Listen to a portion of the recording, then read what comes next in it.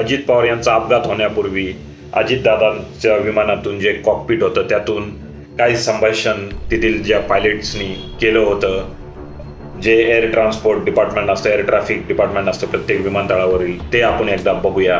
8:10 विमान take off झालं मुंबई विमानतळावरून रनवे 27 वरून, आणि त्यानंतर हे विमान गेलं पुण्याच्या दिशेने बारामतीला जायला 8:18 पहिल्यांदा ह्या विमानाने बारामती विमानतळावर संपर्क साधला. Baramati, this is Victor Tango Sierra Kilo, 30 miles inbound, descending 7,000 feet. Request weather. तर ह्या संभाषणामध्ये तुम्ही पाहू शकतात की बारामतीपासून 30 किलोमीटर अंतरावर विमान असताना कॅप्टन जे को पायलट होती शांभवी पाठक यांनी बारामती विमानतळावर संपर्क साधला आणि तेथील हवामानाची माहिती द्या म्हणून विनंती केली.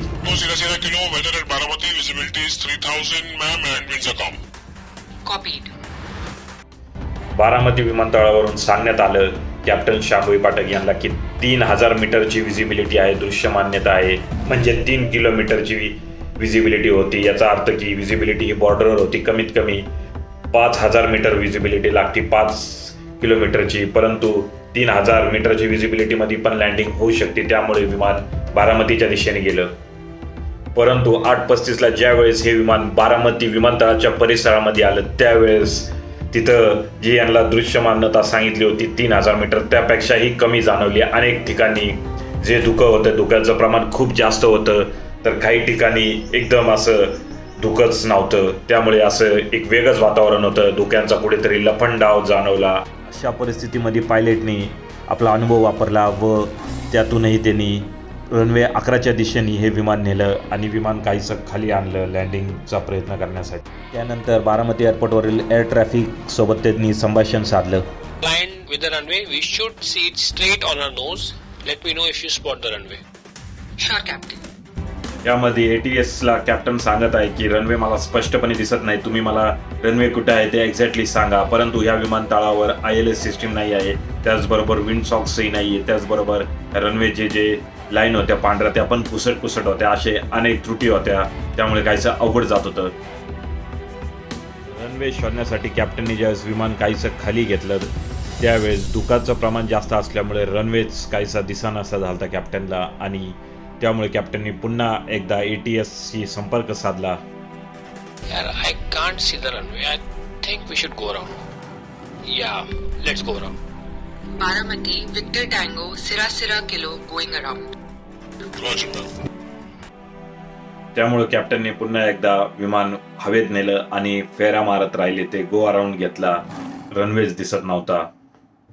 ह्याच वेळेस कॅप्टननी आणखीन एक निर्णय जर घेतला असता की विमान या एअरपोर्टवरच लँडिंग न करता पुणे एअरपोर्टवर जायला पाहिजे होतं किंवा रिटर्न मुंबईला जायला पाहिजे होतं, कारण धुक्यांचं प्रमाण हे कमी जास्त प्रमाणात होतं. काही ठिकाणी धुकं खूप अधिक होतं तर काही ठिकाणी धुकंच नव्हतं. असं हा धुकांचा जर कमी जास्त प्रमाण होतं त्यामुळे लँडिंग करणं खूप घातक होतं. इथंच एक संधी होती की डायरेक्ट विमान दुसऱ्यांदा लँडिंग करण्याचा प्रयत्न करण्यापेक्षा डायरेक्ट पुणे एअरपोर्ट किंवा मुंबईला पुन्हा न्यायला पाहिजे होतं, तर अजितदादा जिवंत असते.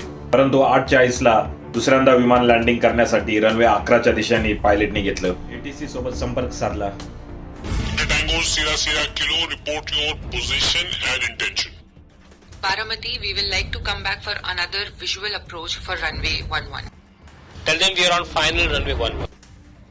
Baramati, Victor Tango Sierra Kilo is on final runway 11. Victor Tango Sierra Kilo, report when you have runway in sight, ma'am. Runway is currently not in sight. We'll call when runway in sight. या संभाषणामध्ये आपण ऐकलं आहे की captain जे आहे ते ATCला म्हणत आहे की जसं आम्हाला रनवे दिसेल तसं आम्ही तुम्हाला पुन्हा कॉन्टॅक्ट करू, आणि त्यानंतर पुन्हा एकदा एक गोल फेरी मारली. परंतु त्यावेळेस ज्या उंचीवर हे विमान होतं तिथून त्यांना रनवे दिसत होतं, विजिबल होतं. धुकांचा जो लपंडा होता त्यावेळेस हे विमान त्यांना क्लिअर दिसत होतं. धुकं कमी झालं होतं काहीच. Yeah, I can see the runway now. You can tell them we have runway in sight. Baramati, runway is in sight. त्यानंतर ATCनी पण रनवे क्लिअर आहे लँडिंगसाठी असा सिग्नल दिला पायलट्सला. Victor Tango Sierra Kilo, you are clear to land runway 11.